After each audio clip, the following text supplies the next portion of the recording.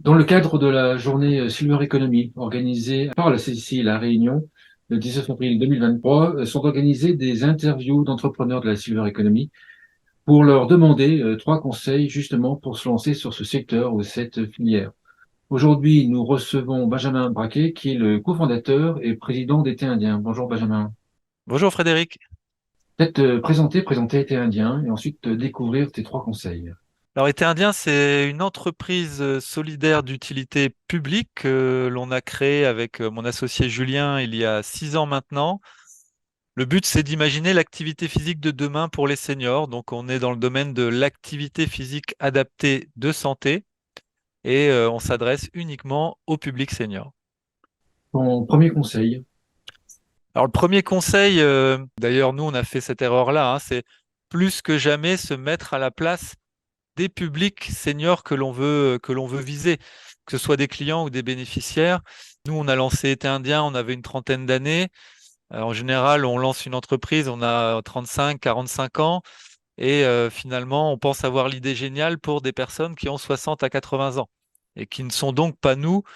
Et parfois, on prend exemple sur les parents, les grands-parents, mais il faut vraiment passer par la phase enquête, étude de marché, questionnement, ce qu'on fait pas suffisamment. Et nous-mêmes, on a fait cette erreur-là. Donc, il faut aller les voir, les questionner. Il faut éviter le problème de je sais ce qui est bon pour eux, j'ai une idée pour eux. Donc, voilà le premier point qui me semble vraiment essentiel quand on se lance. Le deuxième point que tu voulais aborder. Le deuxième point, c'est on utilise les seniors ou le public senior. Et finalement, à l'intérieur de cela, il faut quand même distinguer des publics différents, des typologies différentes. Entre 60 et 80 ans, ce sont deux générations, hein, ça peut être des parents et des enfants. Donc, ils ont des envies, des besoins différents.